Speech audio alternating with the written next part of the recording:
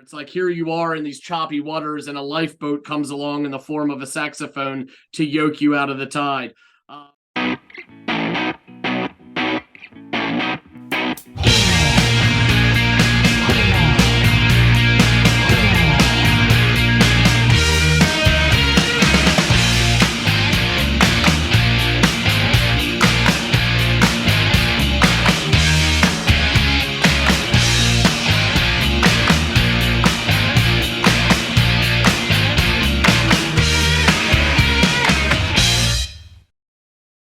Hey, everybody out there. Welcome back to a new year and a new episode of the Audiophiles.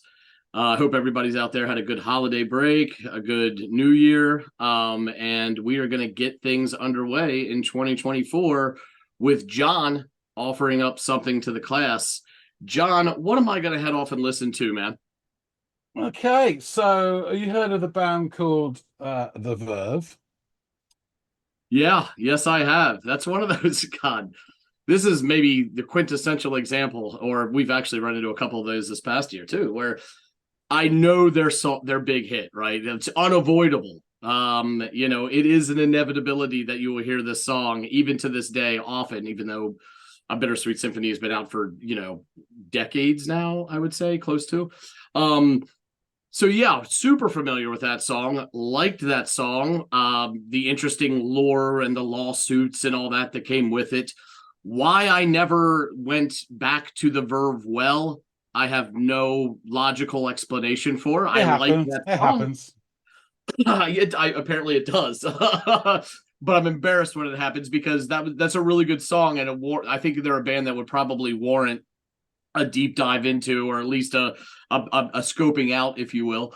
So this is a great opportunity for me to finally, after several years of knowing about this band, to do just that. So I'm quite certain we're not doing Bittersweet Symphony. So what tune is it by this band I'll be scoping out? It's another Rolling Stones cover. No, it isn't. So put aside your assumptions about Bittersweet Symphony, etc., because before they were the Verve, they were Verve. And for legal wrangles, which I'll get into later, they changed it to the Verve. So this is Verve, and the song is "The Sun, the Sea." Okay, so this tune, just to make sure I understand completely here, this song predates Bittersweet Symphony and the name change. Oh, yeah. Okay, great, cool. All right, I will go off and endeavor to listen to this tune and come back and let you know what I think.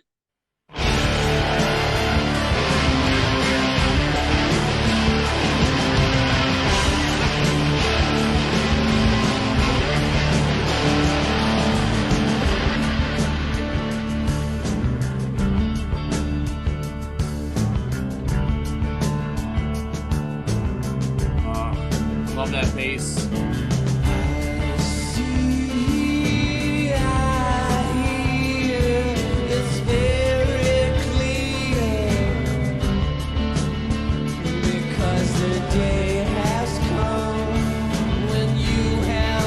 Said I love the bass, but I really love the guitar that's kind of like, just sitting right over top of that. It's forward, but it's also slightly gentle, at least in comparison to that like low rolling bass. It's nice. It's like the water on the surface, and the bass and the rhythm section is sort of the undertow beneath. Really, really like that sound.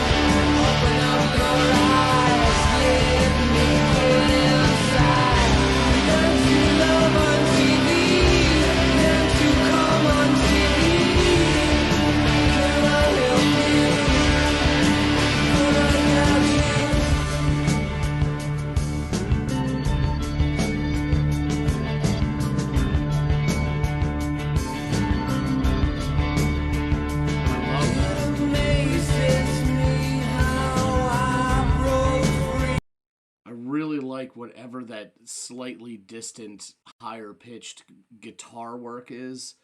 It almost sounds like it's like on a loop, but I think it's, I don't think it is, but it sounds really cool. It's very effective, and it's just present enough to draw your attention away from sort of the main focal point of the music at that juncture. I want to take that back a little bit.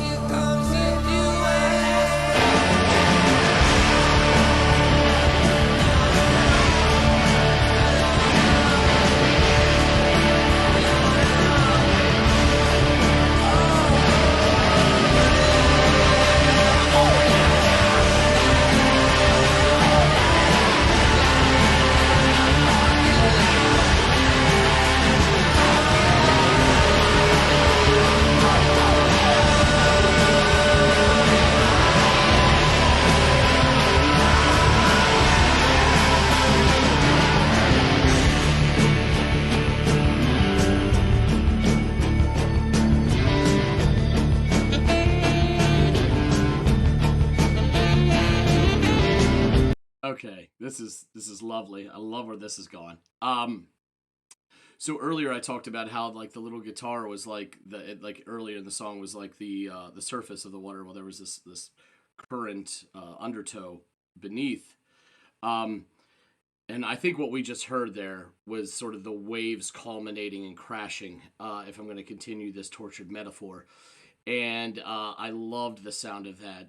It like built to this force really, and that sounded awesome, and I really really loved it. And now we have it going somewhere else where we've got this next bit, and I'm also very intrigued, and from the few seconds I've heard it before hitting pause, I'm enjoying where it's going as well. This is really really good song. And probably a testament to why, if you hear one song, no matter how long ago it is, and or it was, and you enjoyed it, that you should probably scope out some other songs by the artist.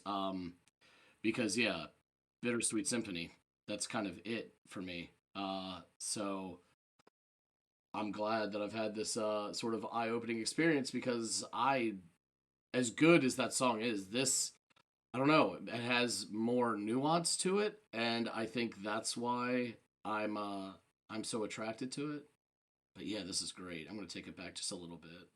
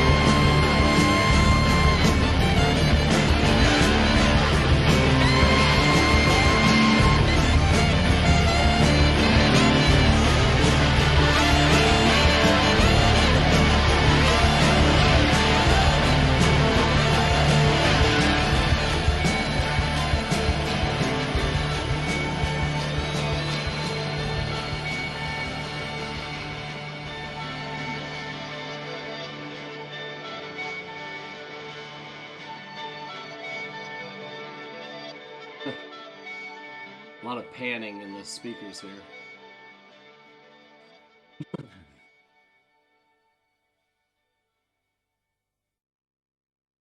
It almost goes right back to Tranquil Waters there at the end, where everything sort of calms down and settles.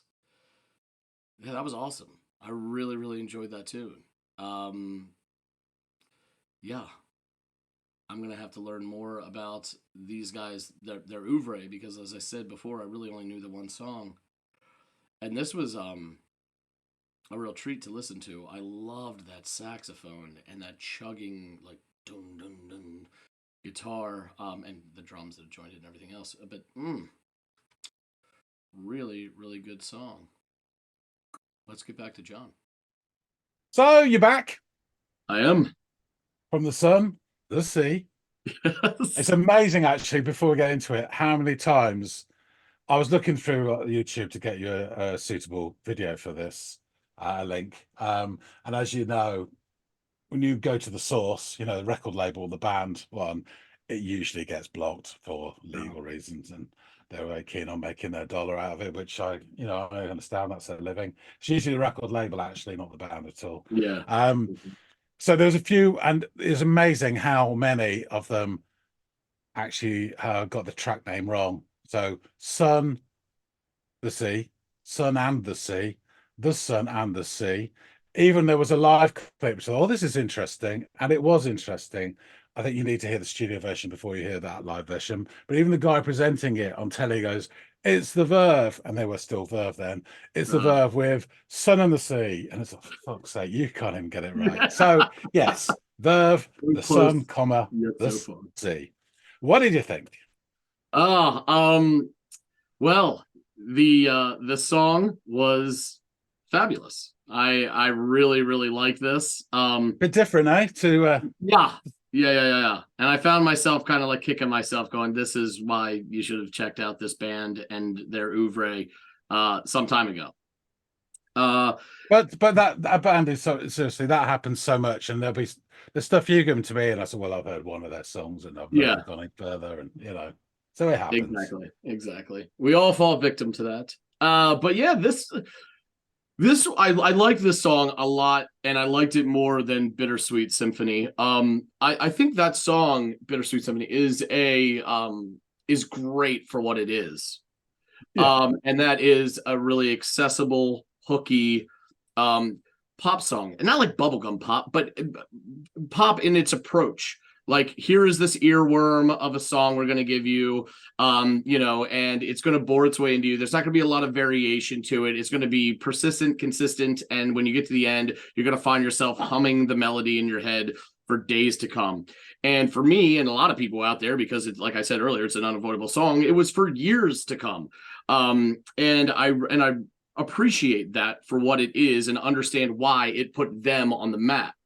This had much more, like, there were much more intricacies to the approach and writing to this song, and the playing with sound dynamics, and like the instrumentation was, I think, far more well, shit, when the other song is being accused of being a pastiche or a lift from another more prolific band. Of course, this one is going to offer you a better glimpse into who these guys actually are, and I was pleasantly surprised. So yeah, this song kicks off with this like killer rhythm that's driven by these fuzzed out guitar lines and rolling bass and drums. And then the bass and drums, they persist as the verse begins, but it's slightly more shuffling fashion, but still with this like a bit of brooding tension to the rhythm section. The guitars fall back during the verse, and they provide this flinty, more subdued chord picking. And the song takes on what I estimate to be a really psychedelic sound. A modern psychedelic sound, a psychedelic alt rock combo sound, but psychedelic nonetheless. And I think that that's further the sort of echoey, airy nature of the guitars and this sort of like interesting rhythm section that's moving with, like I said, a little bit of tension, is coupled with this airy, like open vocal delivery style, which is also kind of psychedelic in its own right and really complements the sound of the music. So it really just builds this atmosphere. And the guitars in the verses remind me of like and this is a metaphor that I abused, but reminded me of like the tranquility of surface water. Mhm. And beneath it is this undertow of a rhythm section that's kind of brooding and building, not dangerous, but there are signs that it could get there. In that it might pull you under or pull you in, or that the waters you might be in for choppier waters in the near future. So I really began to appreciate that and like that, and was tuned into that to see how it would develop. The chorus opens up a bit and allows for like this resonant guitar chords, more of an assertive power chord, like in the music, like driven music to the chorus. And around the 233 mark, the drums cut out, save for like some hi-hat cymbal work and then there's some lovely guitar picking as they bring things down a bit to, of course, rebuild and bring everything back to a culmination point that is more furious than any of the music preceding this breakdown. And the guitars ring with these power chords that resonate over a now fully realized rhythm section, and the singer's kind of like chanting or vocalizing over it all. And there are some great like winding tones that are going on, almost mechanical. And I think that's the guitar as this sort of portion of the song progresses, and the tension that was building under the surface of this water that I alluded to is now come to a head. And if I may continue the earlier metaphor, it's where it's now waves are forming and they're crashing upon the shores, and it's just getting louder and more dynamic in its sound. And then just briefly, as the water recedes, and the tide pulls out and things calm down slightly, we are left to focus on these chugging rhythms that are going on in the wake of all that guitar calamity. But this is quickly accompanied by some stellar and rather unexpected saxophone, which absolutely wooed me. And it's the last thing I thought I would encounter. It's like, here you are in these choppy waters, and a lifeboat comes along in the form of a saxophone to yoke you out of the tide. And it was just great. I loved it. And if I'm not mistaken, I think I'm hearing two saxophones battling one another, or I'm not sure. it sounds like one's doing one thing and then you get like some other stuff going on. Maybe they just laid two tracks with the same guy or person playing sax, but whatever. It sounded awesome.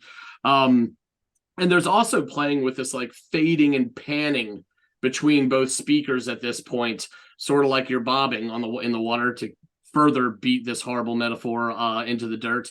And then we are back to tranquil waters, and the song ends. And it was a lovely ride, very atmospheric, very and without really getting any of the words, save for like a couple references here and there.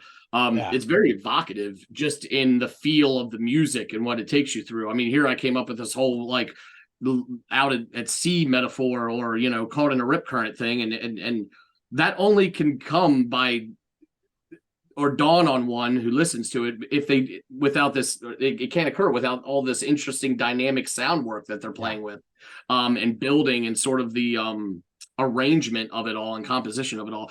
Really, really good song. I had a lot of fun with this one, and now I'm like I'd like to hear more of these guys, because Bittersweet Symphony, great little earworm. This, I don't know, like I don't want to say more high-minded, but it's a different approach. I think a more intelligent approach to songwriting than Bittersweet, but I like them both. Like this one a lot more, and want to know if there's more shit out there that I should be scoping out by these guys.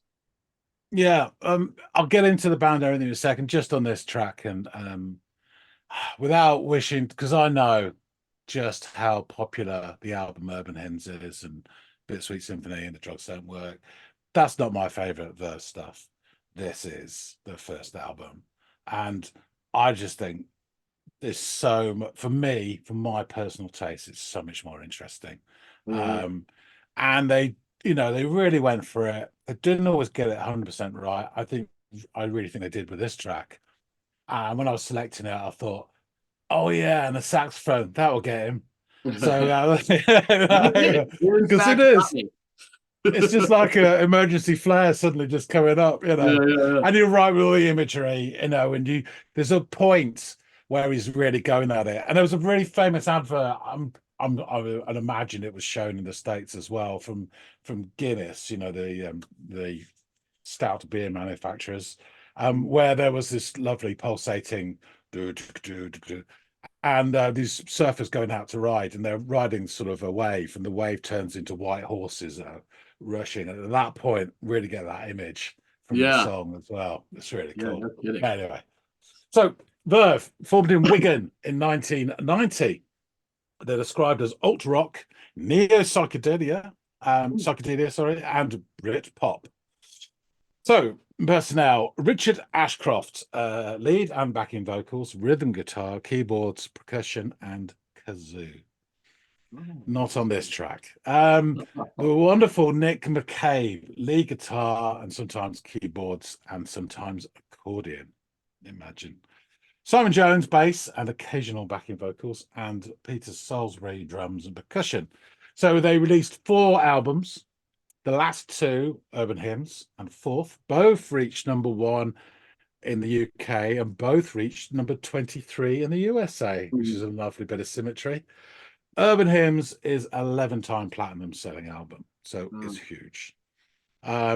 This is from their first album, A Storm in Heaven, 1993, produced by the great John Leckie. I don't know if you remember, but Stone Roses' first album, loads of stuff, XTC. God, what else did he do? Oh, this Nation's Saving Grace by The Fall. He was the engineer on Wish You Were Here by Pink Floyd. Wow. The guys, I mean, there's so much he did. It's Yeah, brilliant. quite a resume. They released 3 singles which all hit #1 in the sort of UK indie charts, which isn't such a big deal as it is in America, but it's still decent. And then this album came out, which didn't include any of those, which is quite a brave thing to do. And this got to number 27 on the mainstream UK charts, which again is pretty decent. And it's just before all this of the Britpop nonsense. So 7 out of 10 of the tracks in this album actually came from jam sessions in the studio. Again, which is a bold move. And apparently a huge amount of this album was completely improvised, including the lyrics. And on some of the live versions you get their songs, you will hear completely different lyrics to what you know and love from the studio versions. But that's Richard Ashcroft for you. So the album, when it came out, got mixed critical reviews on release, but over the years has grown in reputation. Under the Radar magazine said that Storm in Heaven stood apart from other albums that decade and subsequent albums in the band's discography because of Nick McCabe's guitar soundscapes. According to the bass player, Simon Jones, McCabe didn't treat the guitar like a guitar. He didn't want to be a guitar hero. He wasn't into Jimmy Page. It was all about texture. And reflecting on the album's legacy, McCabe said, I think something of us as a band got lost after A Storm in Heaven. For the next 10 years after that, that sensation was missing from the music for me. That was the last time we made that kind of landscape for the imagination to run about in. I think that's probably a fair comment as well. And honestly, this song is a perfect example of where music allows your imagination to run wild, because that's exactly what was happening to me as I listened to it just once on first listen. I mean, it's about taste, isn't it? And obviously they made their money going down a different route, so it's fair enough. You've got to eat. After this album, they changed their name to Verve because there were legal issues with a record label called Verve Records. Would you believe it? Ridiculous. But anyway, so they follow this up with the next album, A Northern Soul, in '95, which is decent, but it doesn't have that psychedelic touch to it. And their single History got their first top 40 single. Ashcroft broke up the band. And they reunited a few weeks later without Nick McCabe, their guitarist. So in '97, McCabe he returned to the fold in '97, just in time for the Britpop nonsense and the crazy success of Urban Hymns.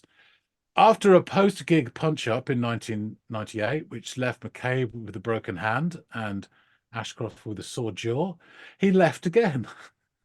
The band split up again in 98. Ashcroft launched his solo career the following year with a debut #1 album. In the years afterwards, there was a lot of recriminations and bitchiness in the music press. In his only interview after the split, McCabe said of Urban Hymns, "By the time I got my parts in there, it's not really a music fan's record. It just sits nicely next to the Oasis record." Um, Ashcroft then expressed Oh, regret that McCabe. having asked McCabe to return to the album instead of releasing it under his own name, saying, "Imagine being the guy that's written an album on his own, bottles it near the end, feels like there's unfinished business, rings Nick McCabe up, who adds some guitars, puts it out as the Verve, and the same problems arise again. Imagine being that mug. I've now got to rewrite history. Everyone thinks those songs are somehow associated with another bunch of people that I'm not with now." And the bass player Jones claimed that the Verve were going off in a direction of strings and ballads, and that's not where I'm coming from at all. Loud guitars is it for me. So Ashcroft was adamant that the Verve would not reform, once saying, "You're more likely to get all four Beatles on stage." So, surprise, surprise, after hearing that all the other members were talking to each other about a separate project, they got back together again in, in 2007, toured for a bit, and then put out their last album, Fourth, in 2008. In 2009, they split for the last time. Mhm. Jones and McCabe are no longer on speaking terms with Ashcroft, as they felt he was using the reunion as a vehicle to get his flagging solo career back on track, and they remain disbanded to this day. From what I Oh, remember at the time and what I've seen, Richard Ashcroft was a challenging character. He had a massive chip on his shoulder about sort of being northern and underappreciated, which, you know, I'm not him, so I don't know if that's really relevant or not. And apparently it was pretty difficult to work with. I believe he's mellowed a bit in later years, and I'm sure he's a charming guy. yeah. But there you go. So lyrics of the song. He does do a great performance, I have to say. His vocals are really superb. Yes. And the lyrics are really, really interesting as well. So I see, he actually pronounced, "I see, hear, I hear. It's very clear because the day has come when you have won. It's myself I fear. She calls me, calls me. The sun, the sea, yeah. I know it's not for today. It's not for today. It's for you and me, yeah. You and me. Alone in my room, you're there on the floor. Open up your eyes, let me get inside. Learn to love on TV. Learn to come on TV. Can I help you? Can I guide you? It amazes me how I broke free, then got brought back in. Because when the feeling's there, shattered and scared, I know you've won. Goodbye, I'm gone. Alone in my room, you're there on the floor. Open up my eyes, let me get inside. Said you learned to come on TV, then hold on to me. Can I help you? Can I help you? And there's that little bridge. And then where it goes into, I'll do one thing, I'll try. Hold on now, hold on now. Here comes, here comes. We'll do anything. And then there's that crashing, and there's ah la la la la la la la. They keep saying, "I feel down, I feel down, I feel down." Ah la la la. Oh, ah yeah. Saxophone solo, and you're out. So there you go. Yeah, I really like this. I think it's slightly more interesting. I would guess with that psychedelic sound, there is only a certain amount of real estate you can go down before you run out of ideas. So I can Yeah. understand that. And I think John Leckie was saying they were trying to do stuff and they didn't always succeed. And he felt the album's limited, but I mean, I really, really like it and it's worth checking out. With So there you go. the sort of like organic, written in real time aspect to the songs on this album, and even more so the lyrics, probably, do you have any idea what this is about? Or is this just sort of like, I mean, there are interesting allusions to, like, being, I guess, in the spotlight and like coming on TV and be sort of, maybe coming of age or coming into your own under the scrutiny of the public eye. But there's this allusion to this other person as well. It's just interesting, and lyrics, and I'd love to know what they're driving at. because they're also Yeah, I very mean, vague and broad too. of course, yeah. She calls me the Son of Sea.